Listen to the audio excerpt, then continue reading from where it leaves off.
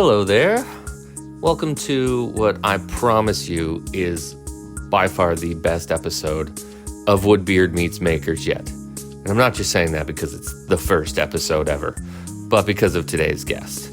My name is Christian. I am going to attempt to be your host. I'm a woodworker who goes by the name Woodbeard, and this is a show where I'm going to attempt to meet other makers, so it's not just a clever name. I just want to chat with makers and see what motivates them, what their journey has been, what they're working on currently, and overall share their talents with y'all who are listening. I'm also terrible at banter, so let's just get straight into it. I can think of no better first guest than who's here today. Breeyn McCartney is an artist and designer who puts some legit beauty out into the world every single day, using traditional hand embellishment, including embroidery and beading, to make the coolest 3D works of art. You literally can't grasp the intricate detail and love put into her work unless you've seen it all in real life, and I can't encourage you more to go and do that. I can't even begin to explain to you how mind-bendingly beautiful her work is, so I'm just not even going to try. I'll just shut up and let's get to the conversation. But first, full disclosure, Breeyn is my wife, so yeah, it's a bit of favoritism, but it's my show. Deal with it. Here's my chat with the one and only Breeyn McCartney. Thanks for talking to me. Yeah, I suppose. Appreciate it. I try to avoid it, but I know. again, you're around, right? Yeah. You can't escape me. I apologize. We both work from home. Yeah. How do you feel about talking about yourself? I'm better if I'm caught off guard. Like, I just started ranting to you about Scorpion, and I'm like very into the Scorpion. Yeah. But you can keep talking about the Scorpion if you want. That's cool. If I'm on, like, I haven't been interviewed that many times, but there's like just a level of self-consciousness to it. Oh, for sure. I think you kind of have to shake off, which is, I think, one of those reasons that we like that Nick Offerman Jeff Tweedy interview. Yeah, we're just like friends hanging out. I know, it was so good.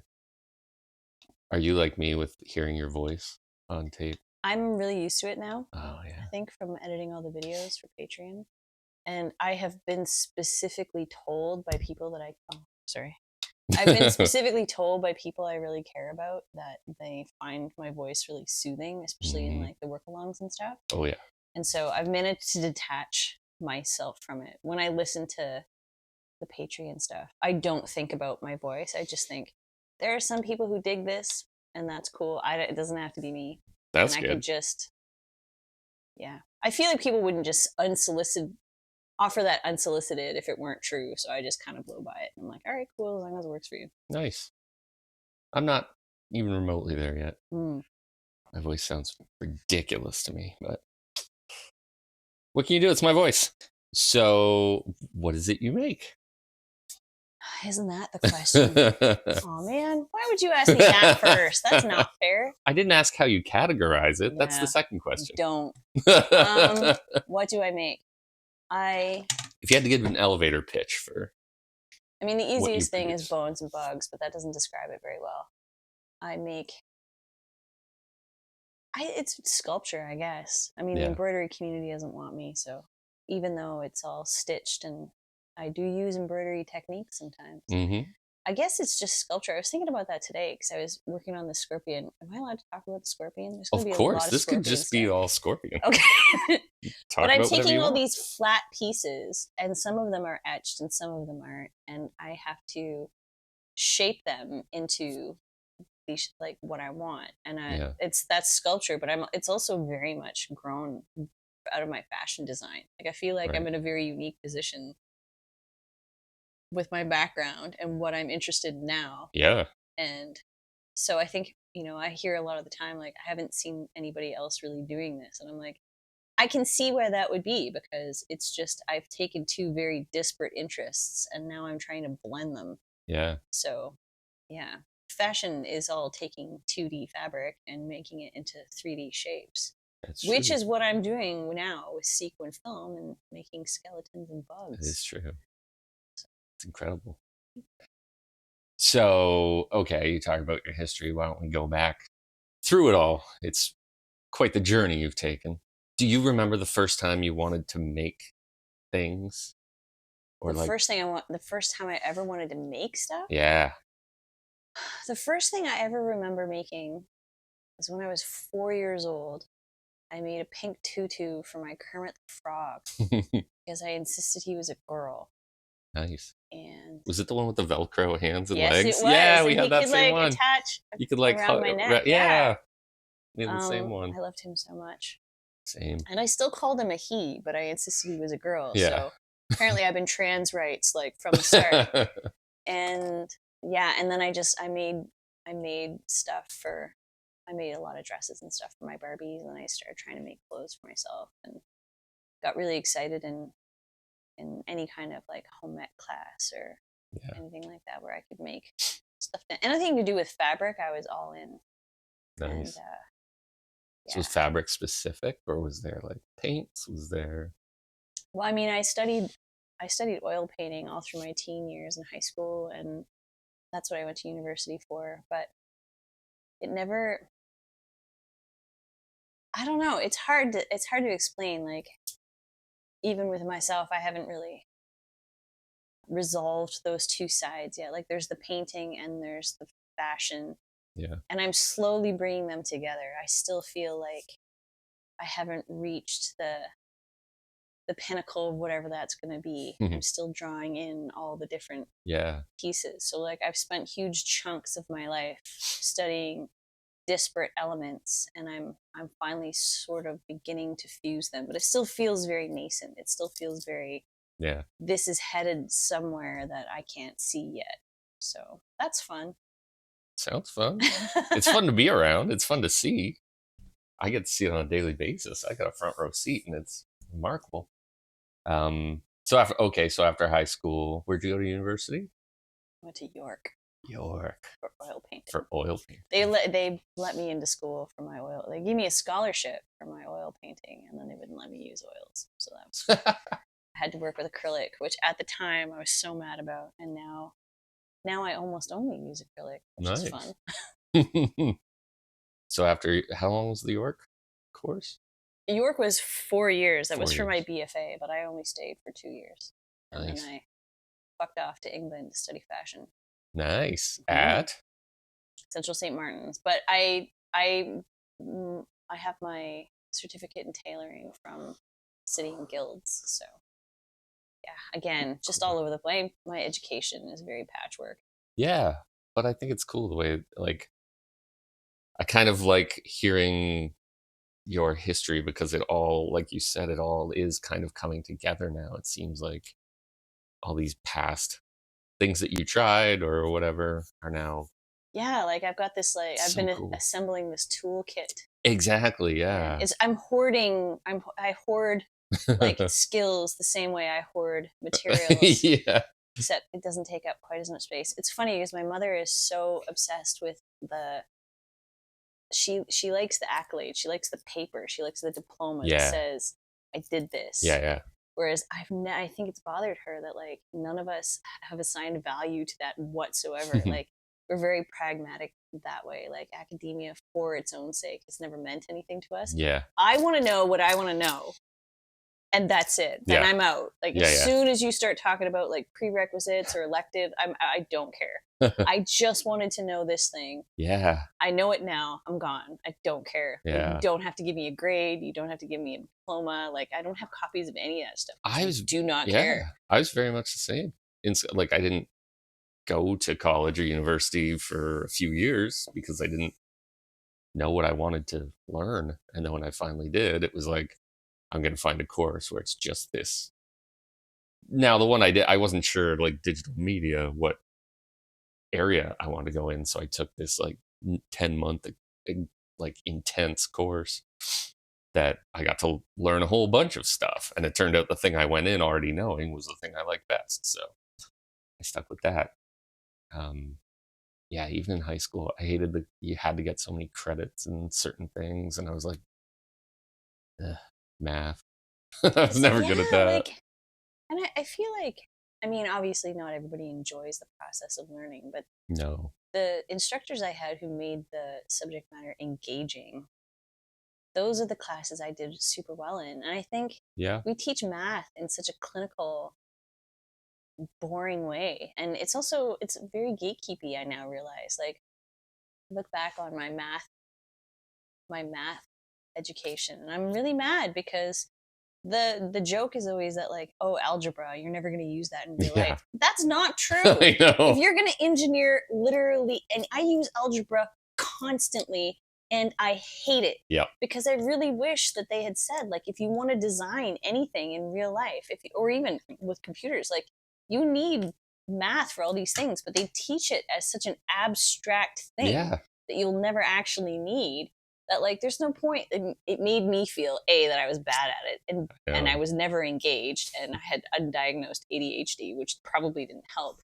But they never sold it to me in any way that made it seem worth my time. Yeah. Whereas, like, all of my adult jobs have relied heavily on things like algebra because it's all design and engineering based. So that.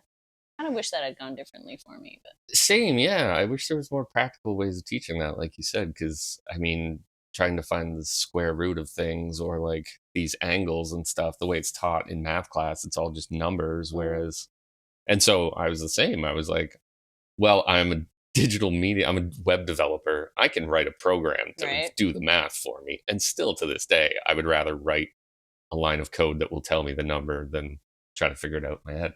But with the woodworking, it's like, I need to figure out these angles. Yeah. I've got, and you got to do it yourself. If I want to do anything other than a box, a plain box, it's like, okay, shit, I got to figure out the angle, of everything. And it's so annoying. I wish they taught it like that more. I'm a more visual learner. So see, I'm a hands-on person. Yeah, I got to see the thing and actually do it myself. Like someone telling me does nothing for me. The cheese door. It's like, I'm only going to get half the information. Maybe we'll explain the cheese door later.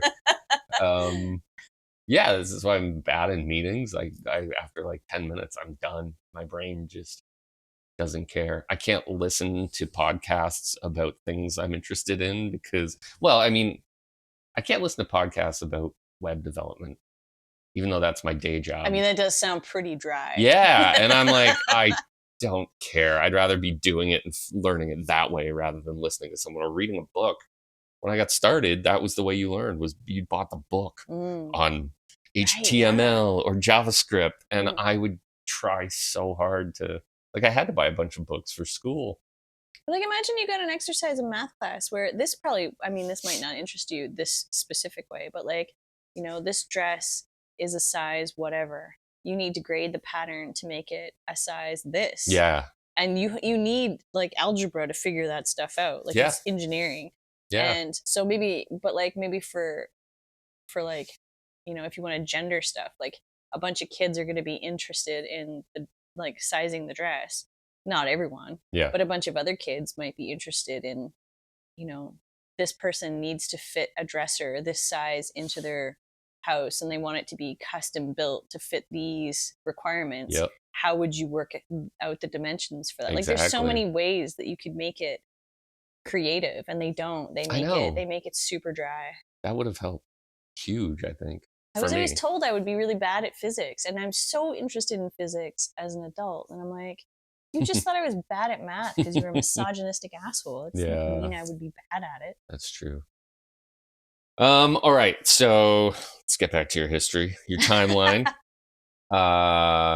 So you're in England. How long were you there? I was there for almost 4 years, and they made me leave. They made you leave. Yeah, I really wanted to immigrate, but I wasn't allowed to. Overstayed your welcome. Yep. And it's one of those things where as long as your application is pending, you're legal. But the second they say no, you are illegal and you have to leave immediately. Yeah. So it was a very abrupt departure. So you were in England, and then what came next? What was the next chapter? I was out west for a little bit, that was an interesting experience. Mm-hmm. And then, I always end up back in Toronto or near Toronto. Yeah. I've lived all over the place for chunks of time, but I always end up back near Toronto again. So I ended up back in Toronto, And yeah, somehow I was doing fashion and I'd started my own line, and that sort of morphed into, I wanted to make really fancy, weird clothes with lots of beading and embellishment.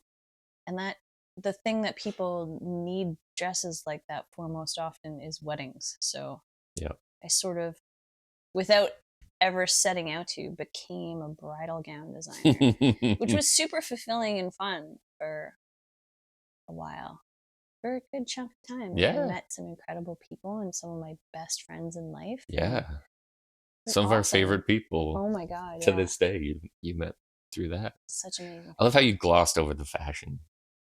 You said I did fashion for a little bit, but like you kicked ass at fashion.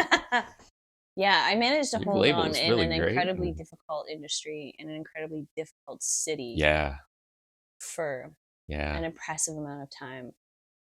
And it's just, I got tired because it's, yeah, it's difficult to manage that many people and that much. Yeah, I got tired of the managing part of the business. Yeah. And yeah, The I could industry have got seems somebody pretty else to unforgiving manage too. for me, but Yeah. I like part of the draw was like the one-on-one with all my clients and stuff. I just got tired, and the the pressure of living up to expectations just kept increasing over time. Like, I'll never stop being grateful to, like, so much of my business was driven by word of mouth and referrals and Yeah. recommendations, and I love that. It's like, it means so much. Like, I've done whole groups of friends' weddings because someone would come and then, recommend me to her friends, and that's Yeah. fantastic. For That's sure. amazing.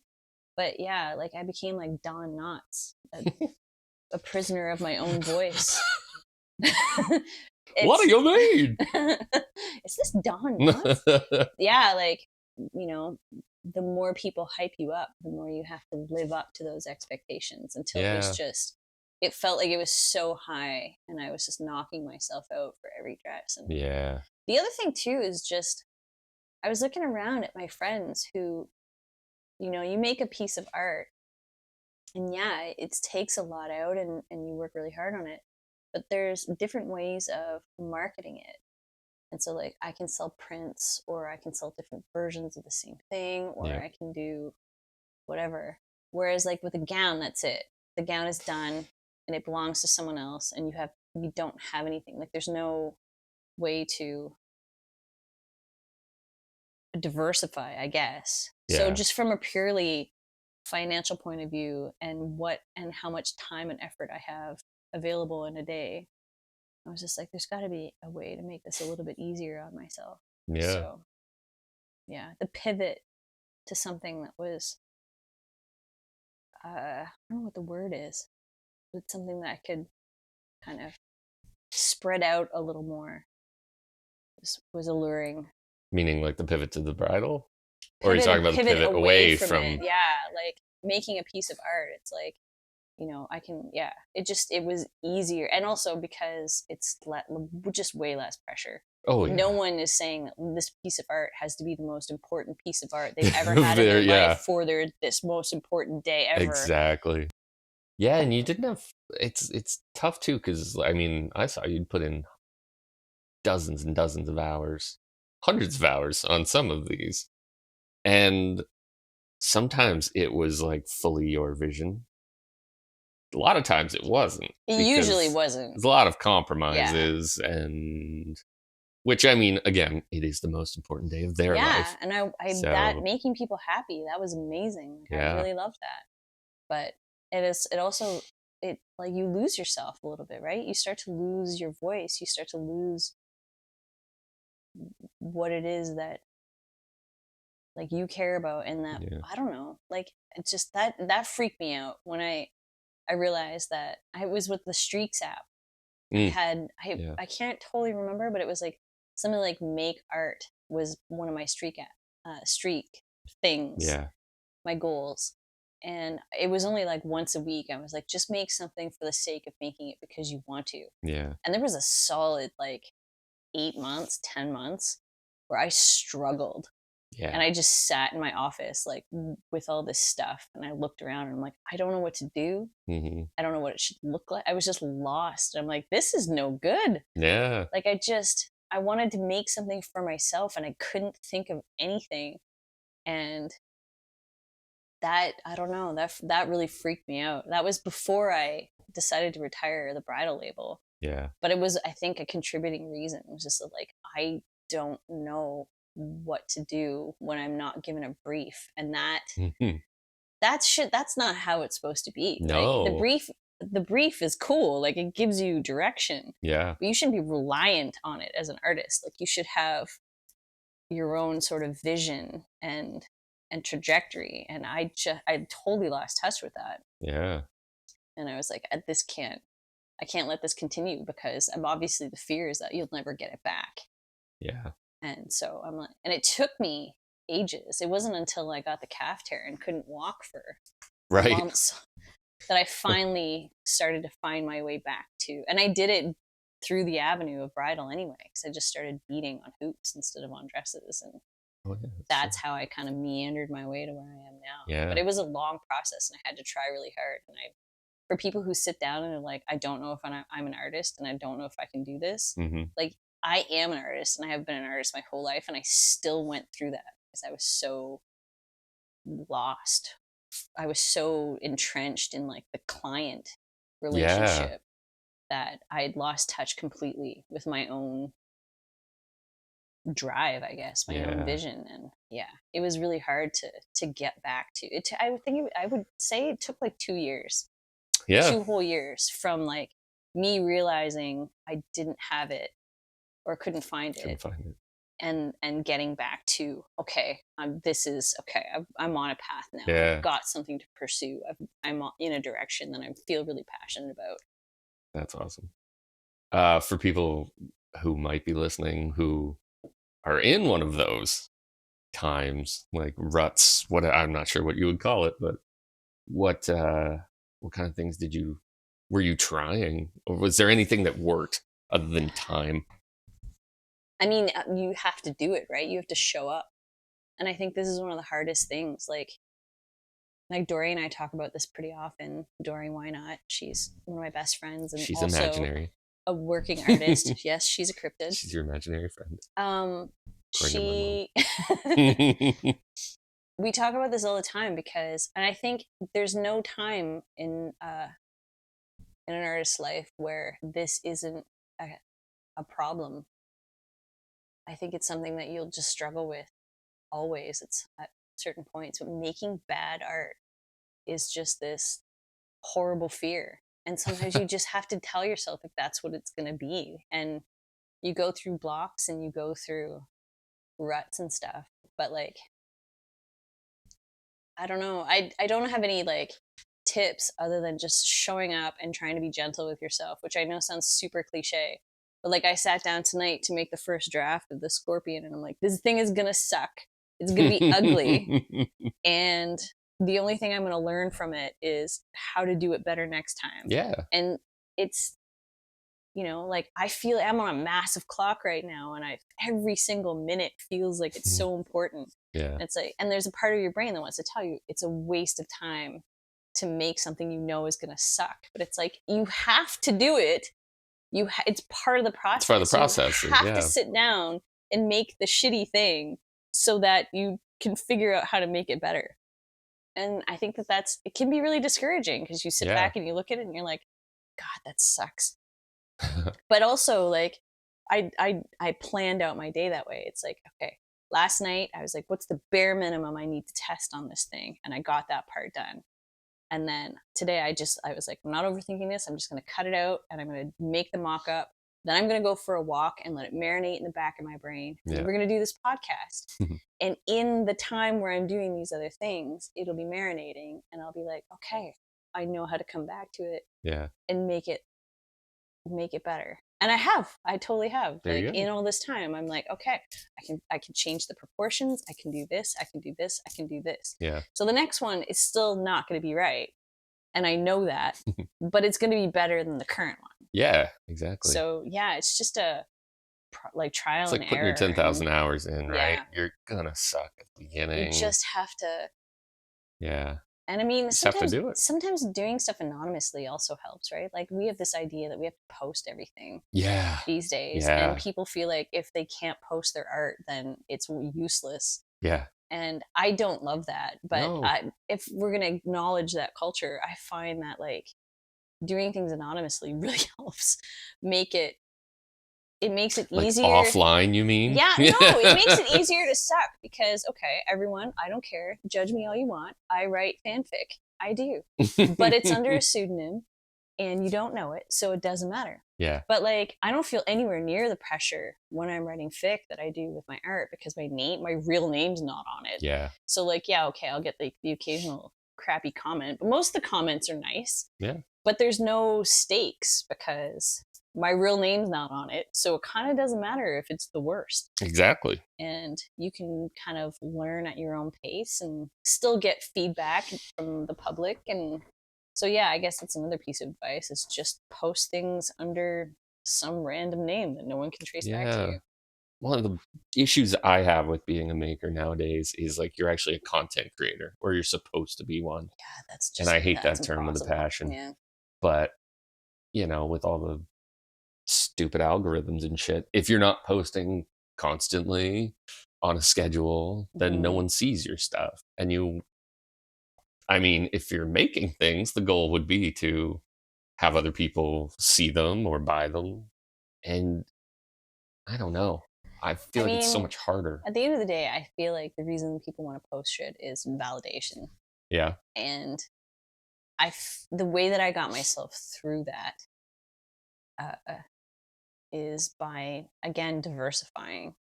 I was shadow banned on Instagram for so long. Yeah. Like I've got like 14,000 followers, but like some days I post stuff and like it's shown to like 120 people. Yeah. But the way for me personally, the way that I coped with that frustration, because people, the automatic response is that like, oh, this is shit. That's why no one likes it. Yeah. Because they always say like the number one. I screwed that one up. The number one tip they give you is like, if you want likes, post quality content. Yeah. And so it's victim blaming. And I'm like, come on, man. Because some of my favorite artists in the world don't have huge followings. Yeah. And I'm just like, it has nothing to do with the quality. So that's one thing that helps me is that looking at other people's stuff. I'm like, this is legitimately incredibly good. Yeah. And it has like 63 likes. So it's clearly not a quality issue. True. But also for me, I'm a career, like that's my job is to be an artist. So as long as I'm selling enough to pay my bills, that's sort of all I need. And Instagram has a vested interest in not allowing that because they want me to pay for boosted posts and they want me to pay for ads and they want me to, you're the product. Yeah, you're the exactly. Product. Yeah. So like it's in their interest to choke my stuff unless I'm giving them money. Yeah. Which I'm not going to do because if they knew anything about me, they would know I can't afford that. Yeah. I'm a freaking artist. Anyway, but yeah, so the way that I got around that was like, I've got my artist communities. I've got my Discord servers. I've got galleries that I'm applying to. I've got my community, like the actual community that I lit, like Hamilton and like shops and people and friends and events here. Real life. Yeah, exactly. Mm-hmm. And yeah, like Patreon, like there's just, it's, you throw out a ton of seeds and not all of them are going to germinate. Right. But some of them will. Yeah. And you are never going to know what they are, ever. You have no idea. Like there's things that have impacted me in my career that other people have made that have had such a profound effect on me. And they're like, oh my God, I forgot I even did that. It's like, you are doing that to other people. Like you have more impact on the people around you than you ever have any idea because people tend not to tell you. Yeah. They just don't. They just think it and they go along their merry way. Mm-hmm. And sometimes they'll make the effort to like go and tell you, but like people are shy and they have social anxiety and they get scared and you're probably not going to know most of the time. Yeah, that's true. Everyone's so used to just tapping like the like button or something. Some people But don't even do that. But Some you don't people know just like that like scroll. by that one person could actually be like this is the best day of their life because they saw this thing Yeah. you made.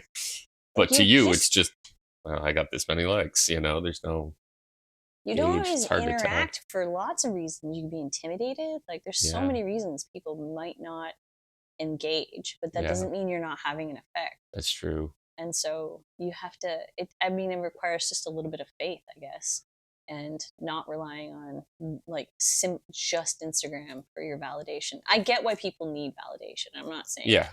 I'm just saying that if it's got to a point where it's making you feel shitty, then diversifying where you're getting it has been the thing that's helped me the most. Kind of move past that and detach my self-esteem a little bit from those numbers. Which is, I'm not gonna lie, it's hard to do, but for sure. Do you think things like social media and tech make it easier to be an artist and get your work out? Or is it because a lot of need for validation comes along with that? And so it could be very easy for a really good artist to kind of be crippled by, oh, my posts aren't getting enough likes. Like there's probably so many great artists out there that are not artists anymore because maybe, I mean, I'm not blaming Instagram or something, but like everything nowadays seems so much about like the numbers and the stats and stuff when really you're an artist. It should just be about making art. I mean, it should be, but we also, it depends. Like there's a lot of other stuff at play too, right? Like we have to feed ourselves. Yeah, so it's a business. So it's like if you have a day job and you're trying to make it as an artist at night, if you get no positive feedback, you're like, okay, well, I'm gonna stop wasting my time and I'm just gonna relax.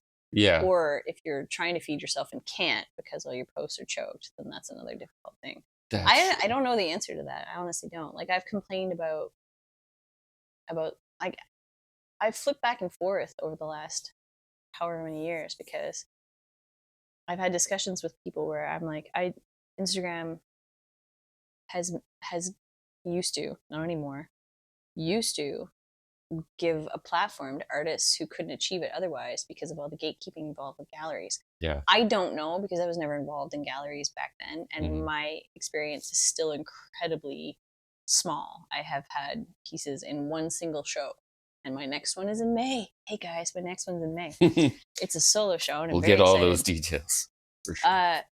So I don't actually know firsthand how that works, but I'm told that was a big thing. Where it's like galleries were super gatekeepy, and it was really difficult, and it made it hard on everyone. Yeah.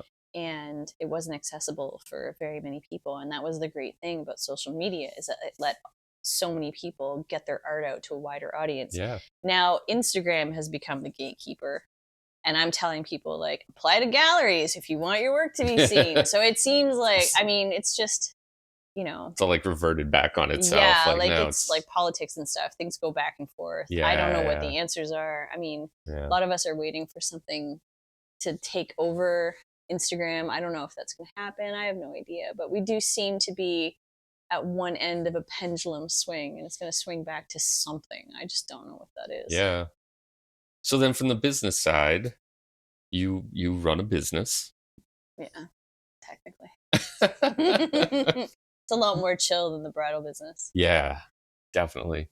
Are you at a point or did you get to a point where you realize that what you're currently doing is a viable business? Have you got to that yet? Or at what point were you like, yes, I can? Because I know that gap between like after bridal was like kind of like shit. Now what? Like you didn't want to do that. You knew that you preferred doing this stuff, but was it right away like, oh, that's a business. I can make a living off that. My new job was supposed to be teaching advanced embroidery and texture embellishment techniques. And thanks, pandemic, that stopped being my job immediately. Well, you did it for what, a year? No, I did it for like maybe 6 months. Time means nothing to me anymore. Yeah, I did it for like 6 months before I officially retired my bridal business in October 2019. But I wasn't able to or no, 2018, but I wasn't able to stop making gowns full time until October 2019. I had Rosie's dress is like my official last dress as like the full-time business, and then there were the stragglers through the pandemic. But yeah, the workshops, I think they launched in like the summer of 2019, so yeah, not quite a year.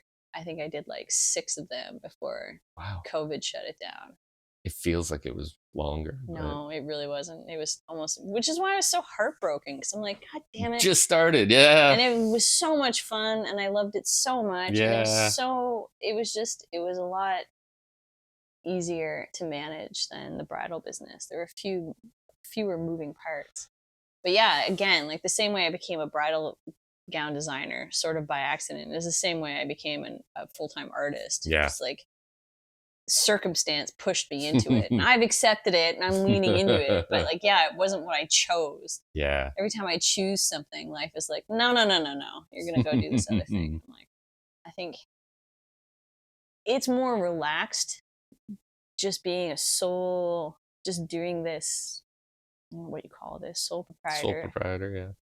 Like, and not having not having clients, not having, all these suppliers, not having all these things. It's way easier, but my brain wants to just like not do any of it. And it's like, well, that's not really an option, dude. You still have to pay taxes. You still have to do accounting. You still have to save all your receipts. God, receipts are like the bane of my existence. Anyway, so yeah, it is technically a business, and it's helping me pay my rent and food and stuff. Thank goodness. It is officially a business. It's And thank goodness for fandom, because fandom helps so much. Love you guys so much. Thank you. Is there anything that you wish you knew sooner about running a business as an artist? I think I haven't found that out yet. God, really? I need to know all the things. Yeah, I'm really bad. I need to I'm not the kind of person, you know me. I mean, I'm not the kind of person that researches stuff and like. What? I don't. You? I don't. Eyes closed, head down. Was it? Eyes closed, head first, can't lose. I'm not the kind of I have 10,000 years of human history to build on, and yet I have to reinvent the wheel all by myself every time. And it's not even like a stubbornness thing. It just doesn't occur to me to be like, someone's probably already done this. I can go and look at how they did it. Yeah. It's like YouTube exists and is free. You can go find lessons on literally anything. Oh, yeah. But it never crosses my mind. I'm like, all right, this is my idea. I will start from literally the ground up and go from there. Whereas if I had just Googled something and saw, oh shit, they could do it that way. Oh, that shaves so much time off. Never do it that way. That's how my entire woodworking career is YouTube. I owe it to YouTube and a couple books that I love, but yeah, that's always. So yeah, I'm sure there's you'll spend hours trying to conceive figure out something that's in your brain in real life, and just engineer it from and it's so painfully. Yeah. And meanwhile, it's oh, you just do it this way. And it's God damn it. Yeah, of course you do. Damn. Okay. Son of a. And so, yeah, if there's anything I wish I'd known sooner, I probably still have yet to find out what that is. And then I'd be like, damn, if only I'd known that sooner. It's there. I could probably just go Google it right now, but it hasn't occurred to me. So I live with you. I see your process. I see your output. And it still boggles my mind how you even conceived of these things. Where do your ideas come from? It must have been, I don't know, was it freeing after making bridal gowns that, most of that wasn't your idea, to now everything is your idea? Or was that kind of a little scary too, because now it's all. Definitely not scary. Definitely freeing. That's absolutely good. Freeing, because if anybody has expectations about what I'm going to do next, I feel like they're probably pretty abstract. Yeah. It's hard to have something specific. And that's one of the things that people have told me they enjoy about my art. There are artists, and no shade to them, but the growth is pretty, slow sounds like an insult, and Yeah, it's not yeah. right. But No. like they'll make a lot of iterations of the same thing as they Yeah. move through their practice, and that's cool. Whereas like I get bored so easily. Like I do as soon as I do one thing and I'm satisfied with it, I'm like, okay, this is done, Yeah. and I want to start over from the ground up with something else. You're like David Bowie. It's really hard for me to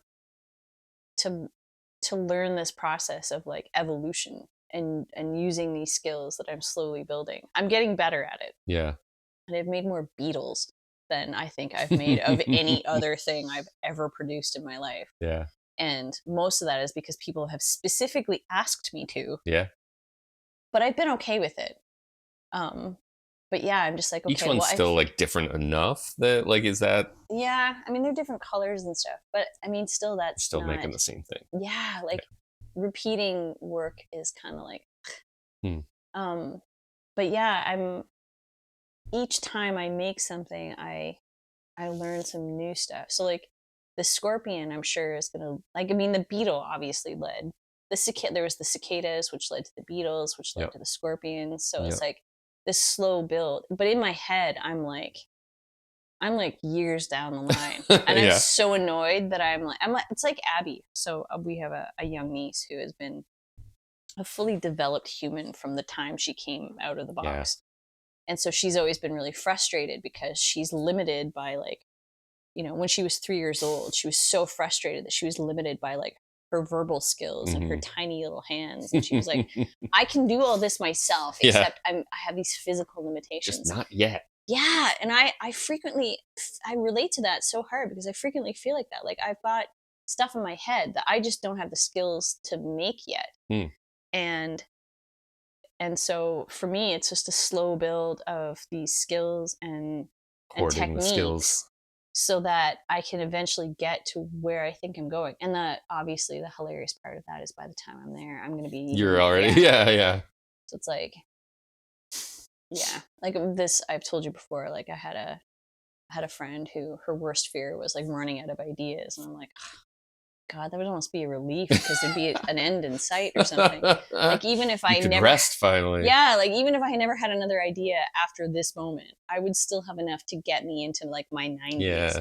Meanwhile, I have more ideas coming all the time, and they can be triggered by anything. Like I like to take showers and go for walks to let things marinate, but like it's one of those annoying things where like I'm about to fall asleep, which is a big deal because I have had chronic insomnia since I was born. So it's like, do I risk waking myself up to write this down, or do I risk like just forgetting it forever? Yeah. And it's 50-50. Yeah. Sometimes I don't write it down and it's gone forever, and sometimes I'm like, all right, I'll haul myself up and put it in my phone. Yeah. It's coming up with ideas. Some of your stuff could be classified as kind of fan fiction. Fan art? Fan art, sorry, yeah. Fan art. And that's like, I don't know. I think it's really cool. I think fan art comes in like so many different versions, I guess, different styles, different whatever. I don't know why it seems like that's like to some people a lesser... I don't know. I don't understand it. If you think that fan art is less than other art, like some people think it's derivative. It's like, oh, you're taking somebody else's ideas. First of all, everyone takes everyone's ideas. Yeah, like that's life. Like that's just we're all building on each other's ideas. And you want to come at me about like Michelangelo and stuff? Like that's all Bible fan art.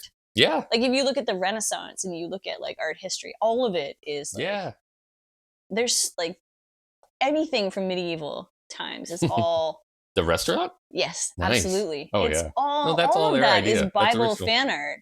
And yet those are like the masters that we're supposed to revere. And like, so we're talking about stories that resonate with people to such an extent that cause such an emotional response. They're driven to make art about it. And so if you want to get snobby about what those stories are, then that's just you being an asshole. Like, I understand that maybe this is the most ridiculous example I can think of.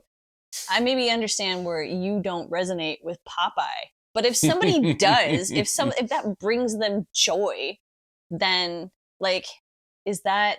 And Robin Williams, acknowledged genius. He made a Popeye movie. Are you going to try to tell me that he's not actually good? Like every fucking Marvel movie is fan art. All of it. Yeah. All of it is fan fiction and fan art. They're taking existing stuff that existed before and intellectual property and making more and new stories out of it. Yeah. So just because I agree. Just because some people want to do that with an obscure show that you don't care about, it doesn't invalidate the art.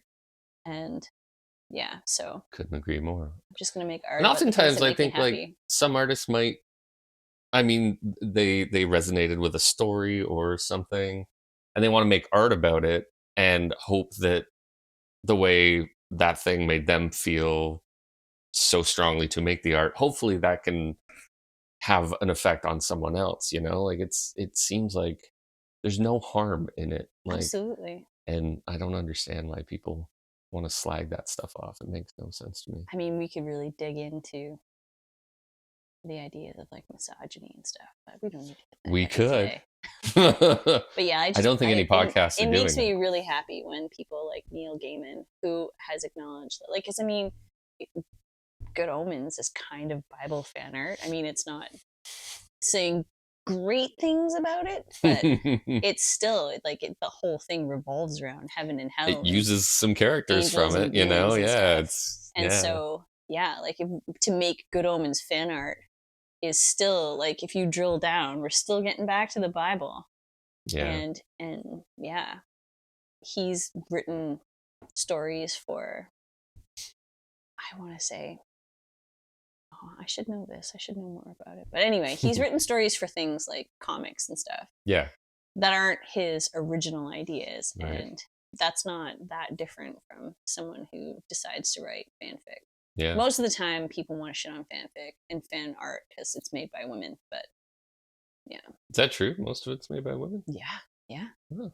There's one man in my Discord server. Really? Yep. That's too bad. Yeah, it is. Any other forms of other media or like art forms that you take inspiration from? It's so funny. You can become a prisoner of your own ideas sometimes. Like, I think as good as university was good and bad, because it made me really angry that I paid so much money to learn so little from my classes. Yeah. And then some of my takeaways were negative. Like, sorry, Winters, but I feel like Winters College at university is the reason that I hate musicals as an adult. Oh, yeah? Yeah. Yeah. And that's too bad. But I mean, you've pointed out, rightly so, that I love Rocky Horror. I love Flight of the Conchords. There are plenty of like musical like things that count that I really, really love. But in my brain, I'm like, no, I hate them. That's not a musical. Yeah. Whereas like, My Fair Lady, I will stab you in the face, sir. You love cats. You couldn't stop talking about that movie. And then I always felt like I couldn't access modern dance. I always thought that I wasn't a fan of sculpture. Yeah. And meanwhile, like, Lana Philippone is one of my favorite artists of all time, and she is a sculptor. The modern dance that Rob McElhenney does in season 13, like, is one of the most beautiful pieces of art I have ever seen in my life, and it makes me cry every time. Mm-hmm. And I watch it when I need to feel inspired.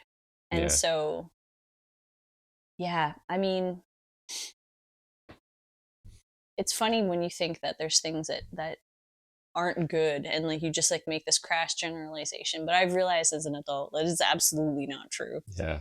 And just like what you like, and if something speaks to you, try not to be like, I can't like this. I mean, I find it incredibly unlikely at this point. I'm about to like alienate half our listeners. I find it incredibly unlikely at this point that Taylor Swift is going to make something that I like. If she hasn't done it by now, it's just not going to happen. Yeah. But I would like to think that if she did, I wouldn't be such an asshole that I would refuse to appreciate it. Yeah. I mean, I might, but as a general observation so far, it has not happened, and I don't get it. But I try not to. I want to not be the kind of person who refuses to like something just out of stubbornness. Yeah. I don't think you're that kind of person. I can't think of any specific examples, but I know there's been times when we've both like, that's a piece of shit. I can't stand this artist or whatever, but then they put something out and we're like, oh man, that's good. Crap. Yeah. Again, I can't come up with any specific examples. Yeah, it does feel familiar. Yeah, we've definitely done that. Trust me.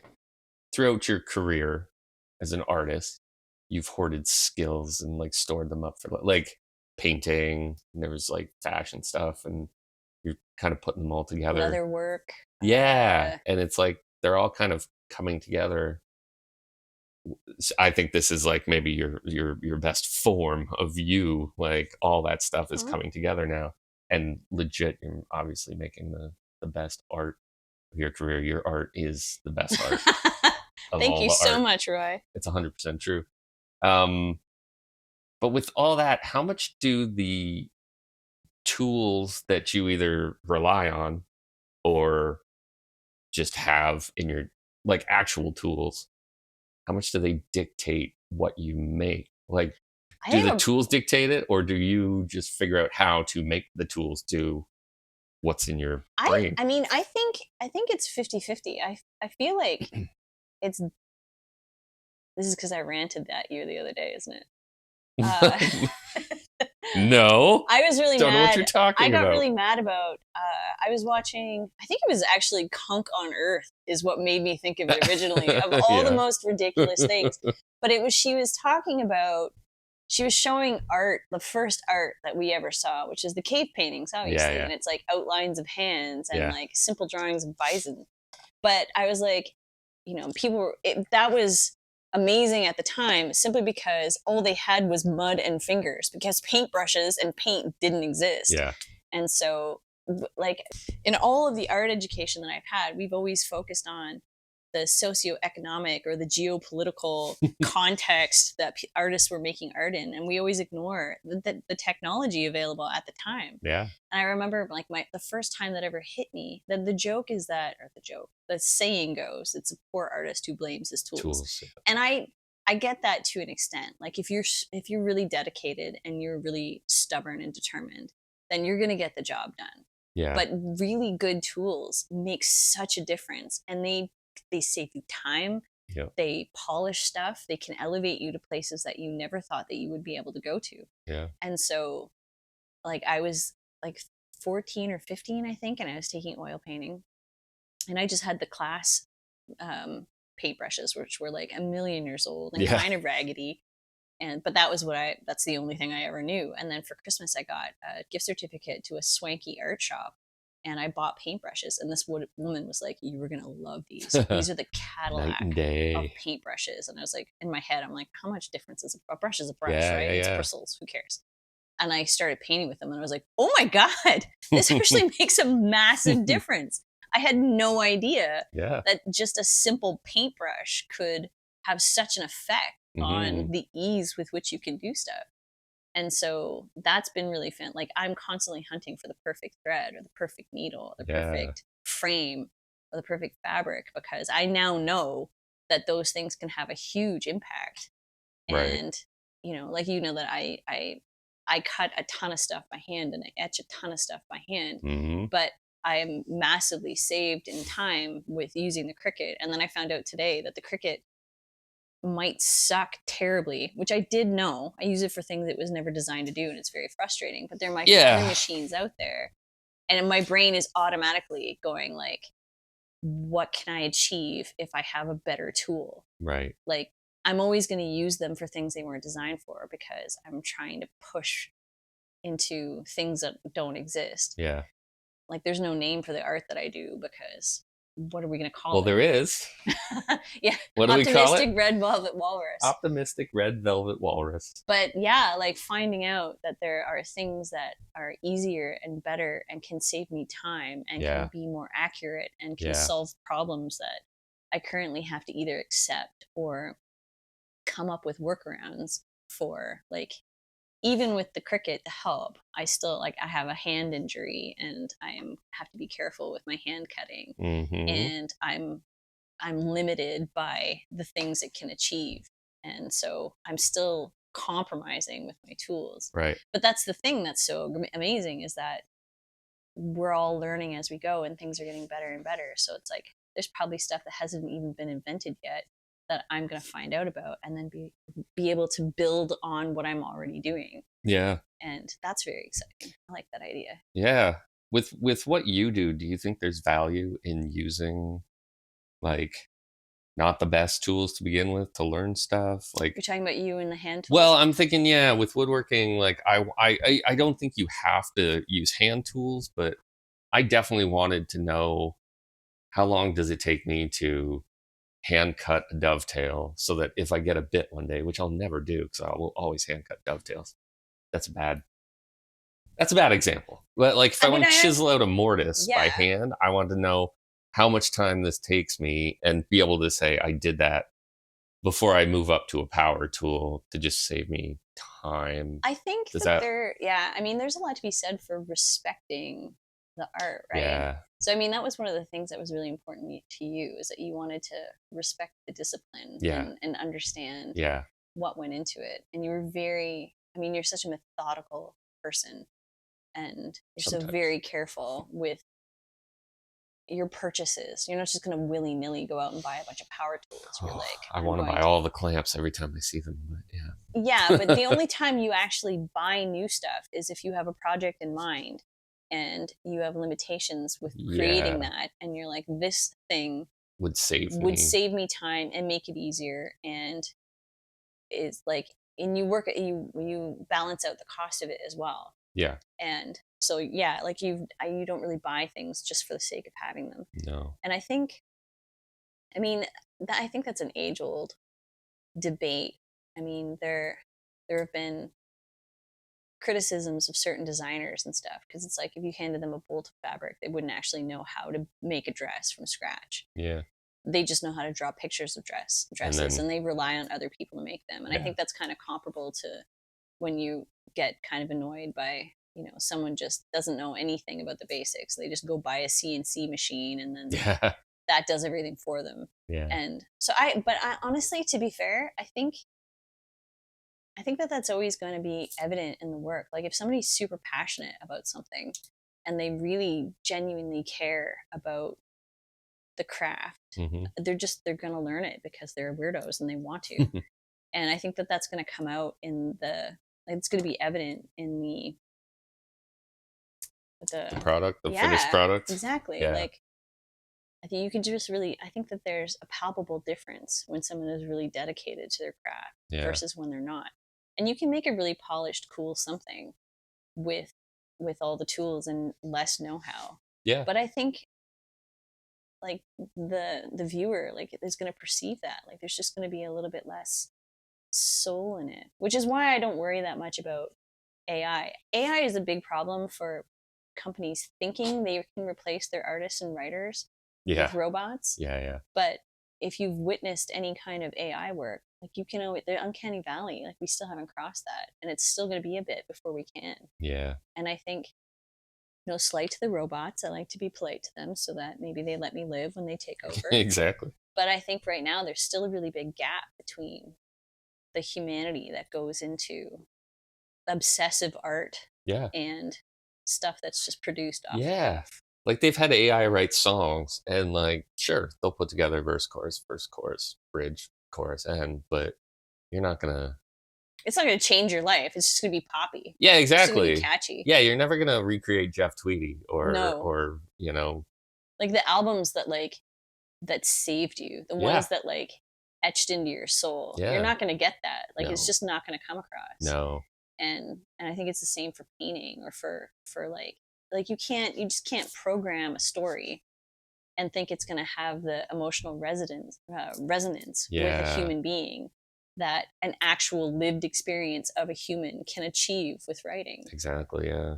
I mean, my worry is that publishing houses and production companies, they're not going to give a shit. No, they're not, because they can get a script for free, 100%. which really sucks. But in the end, it's not gonna. I just don't like, it's it's weird, like, talking about Max and stuff with their IPs and how they just want to, like, wring the last drops out of existing. Oh yeah. It's like, and it's how it's apparently easier to keep people than it is to, like, draw in new viewers. But I think that's not a sustainable business model. I mean, we've talked about this a million times. Capitalism none of it is sustainable. Right. It's not.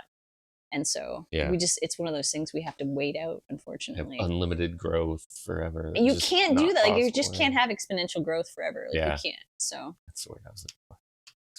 Yeah. And so, it's one of those things that it's sucky right now, but they thought electric guitars would ruin music forever. Yeah, right? They thought that, I had another example the other day, something they thought electronic music was going to ruin music forever. Yeah. But you still need the human element. You still need that to, like, reach people. The death knell of rock and roll has happened so many times, and it's, despite what people want to believe, it is still around very much. Like Billy Corgan said, like, a savant is going to come along that, like, knows how to turn this into something very soulful and will respond to it, and they'll be the, what do you call that, the Mozart of our time. And that person hasn't come along yet for right now, but human history hopefully says soon. They will, and I don't think that we're going to find that in a robot yet. No. Oh God, I hope not. Careful, they can hear you. Oh, sorry. No, you're great. Thank you. You're my friend. Who would you say is your favorite artist of all time? Oh my God. You want me to say that publicly? I have no idea. You don't have to. No, I have no idea. We can edit this out. I have no idea. I don't think I could pick one single one. I don't. Who comes to mind first? It's automatically a list. Yeah. Like, I just have, like, it's like, who's your best friend? It's a tier. It's not a specific. She's right here. Not the cat. Yeah. It's a tier, I think, rather than, like. Do you think there's one that has maybe motivated or inspired you more? There's so many in different ways. No, there's just so many different, like, having Dory as my best friend and also one of my favorite artists is fantastic because we can, like, learn and grow and suffer together. Yeah. But then there's artists I've never spoken to in my entire life who they make something, like, I found this artist the other day. I can't remember her name offhand because it's so new, but I saw her stuff. She works with paper and she sculpts it, and I'm like, it almost made me angry. Why it's is that? So good. Oh yeah. Actually, I'm gonna look up the name of her just so she gets the props in this, because did it make you angry because you didn't think of it, or just because it's so damn good? No, not even that I didn't think of it, because it's a totally different medium and it's different stuff. But, like, it made me angry because it's so good. And I'm just like, oh, yeah, I'm not there. I'm kind of jealous. I'm like, I'm not there yet. But, like, it kind of pushes me to want to be there. But then there's people like Taika Waititi has been inspiring me for years and years and years. Mm-hmm. Just because he basks in the messiness of humanity, but also makes it funny, which, as you know, is something that I love. Like, in the darkest moments when it's absolutely inappropriate to make a joke. We've laughed at funerals. Yes. I know, it's been so inappropriate, but, like, that's what got us through. That's what made it survivable. 100%. That's what made us be able to bounce back. Yeah. Marissa Aragon, where I don't know how that divides up. It's all one word. But anyway, I can put it in the credits somewhere. Up. But yeah, her art is incredible, and I was just like, God damn it. And then again, like Rob McElhenney, I mean, Always Sunny is a mirror of the worst of humanity, and he makes it funny. Yeah. And I never was looking to him for deep, soulful art, and yet the dance he did came out of nowhere, and we were waiting for the punchline, and there wasn't one. No. It was just earnest and genuine and so incredibly beautiful that it still makes me cry every time. So yeah, like, there's so many artists out there in all, like, dance and sculpture and music. Like, Billy Corgan is like, Siamese Dream and Gish are two of the albums that, like, have shaped me as a human. Whereas, like, he himself, I mean, he said stuff the other day and I'm like, he's so smart. He's still a dick.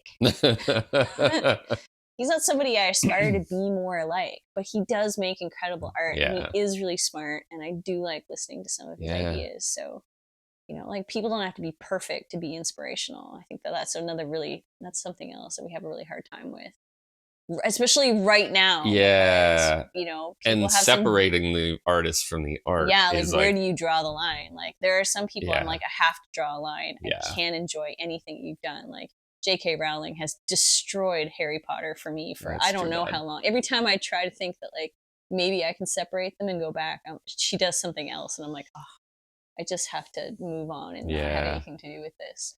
Whereas like someone else who maybe doesn't have a stand that you particularly like right now, if you try to understand why they are like that, maybe you'll find some answers, and maybe you won't. Maybe you'll just like, I can't have anything to do with this. I think it's important to try though, like in those situations. It's better to like try to figure out where they're coming from, or at least listen to where they're coming from. I think that's what people do so knee-jerk nowadays, is like, oh, you said a thing I don't like, screw you.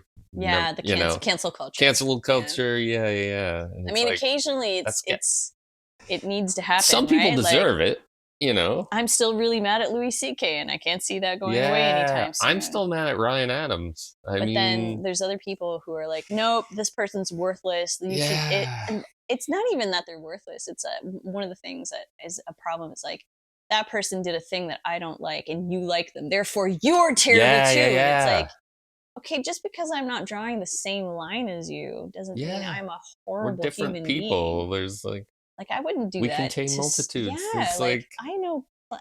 We're very complex wet within bags one of the fandoms I'm in, it's horribly divisive. Yeah. Like you're either on one side or you're on the other, and there's no in between, and both sides hate each other like fire.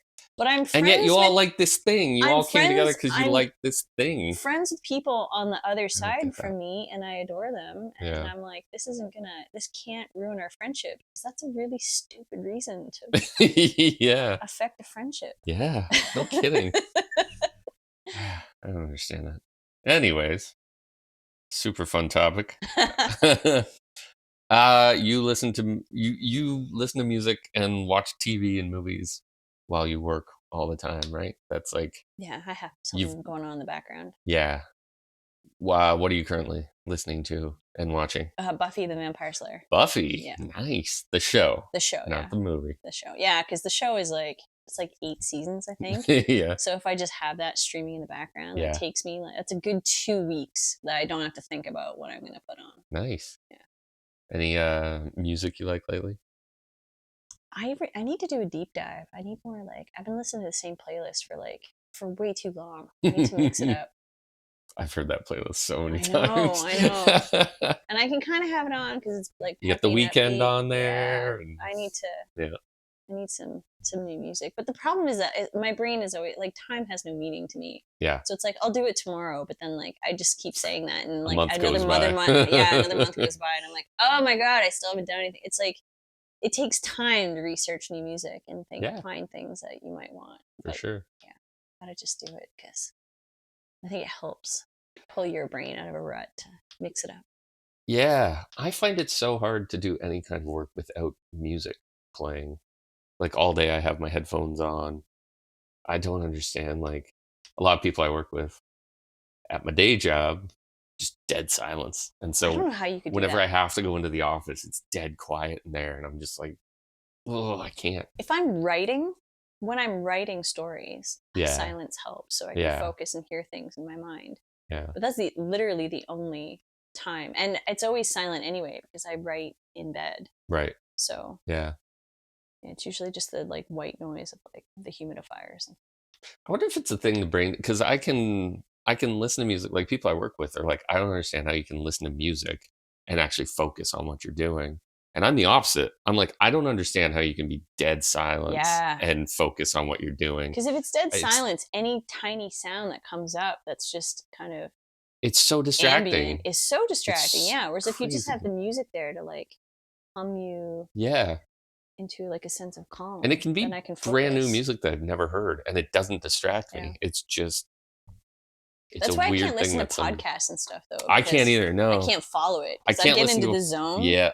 So if I'm for any kind of art stuff, I've never been able to listen to podfic or to podcasts. Same. Or the only reason I'm watching Buffy is because I've seen the whole series through multiple times. Yeah. So I don't have to pay attention. If I zone out for an episode or two, I still that's know okay. everything that's happening. Yeah. Whereas, not much has changed. Yeah. Whereas if it's like a podcast or something, it's like I have to keep going back. It's like, oh, I stopped paying attention for a second. I have no idea what you're talking about, and that's super distracting. Yeah. Cool. All right, we got to wrap this up soon. Yeah, but pee really bad. You can cut that out. No, we're gonna leave that in. She has to pee, folks. So we got to wrap this up. What would you say is your proudest achievement as an artist or maker? What comes to mind when you think about that? My proudest moment. Yeah. Oh God, I don't know. I mean, I've got. It could be something you made, or a wall of like my positivity net over there. That's pretty cool. Yeah. Neil Gaiman, like the harpies that Dory and I made. That's very cool. I have a solo show in a few months. I don't know if I brought that up yet. I feel like it's still in front of me, definitely. Yeah. And you may have noticed I'm not great at basking in what? In achievements. You sort of like Leslie Knope. It's like, oh, that's done. All right, what's the next thing? Yeah. So just take a second and be proud of the work you just did. I tend not to do that. I need to really make an effort. Yeah. Be better at that. It's like, and my brain is just like, I'm over there already. Like this is wrapped up. Yeah. So I don't know. Proudest achievement. I need to learn to feel pride and stuff. I'm in therapy. It's okay. I'll get there. There you go. I'm very, very proud of myself for having made a web the other day, because that was a very specific thing that my therapist said would be a tangible piece of evidence of my recovery. For those listening, I'm so intensely arachnophobic. I've been cornered into trying to, therapize it. That's a word. Yeah, it is now. You coined that term. That should be your proudest achievement. So, yeah, I have not made the spider yet, but I have pictures of it downloaded to my phone, which I regard as a victory. 100%. Yeah, I'm so impressed with the progress you've made. Thank you. Yeah. So yeah.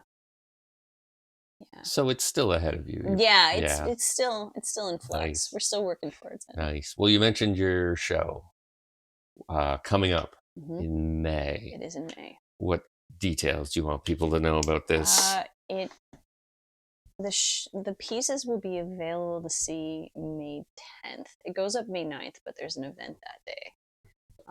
The gallery is the Royal Rose Gallery in Aurora, Ontario. Yes, and the reception is May 18th. It's a Saturday, but it'll be up from May 10th, which is Bono's birthday. Oh. It'll be up from May 10th to May 31st. May 31st. So cool. Yeah. Very cool. And this is my first ever solo show. And I'm trying not to freak out, because it's just the first. It's not the only. Yeah. But I'm taking it deeply seriously. Nice. Because I don't know how to do anything else. That's true. You're 1 or 11. Yeah. That's it. There's no 5. No we're middle asleep ground. Or we're balls to the wall. Yeah. Where can people follow you on the internet or otherwise? Breeyn McCartney on just about everything except Tumblr. That's just Breeyn. Yeah. Or Breeyn.com. Yeah. Cool. Thanks, darling. Thanks for talking to me. You're very welcome. Thanks. I appreciate it. Letting me say stuff. Oh man, it's my pleasure. I got to talk to my favorite artist for an hour. Aww. That's a good night. I love you. Thank you. Well, look at that. I did it. My first podcast in the books.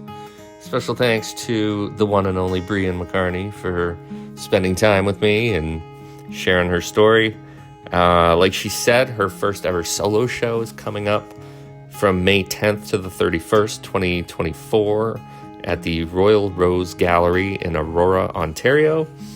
There is a reception on Saturday, May 18th that people can attend, but from May 10th to the 31st, it is available for anyone to go and check out. And I highly recommend you do, because as I said, seeing it in person is night and day from seeing it on her social media and her internet.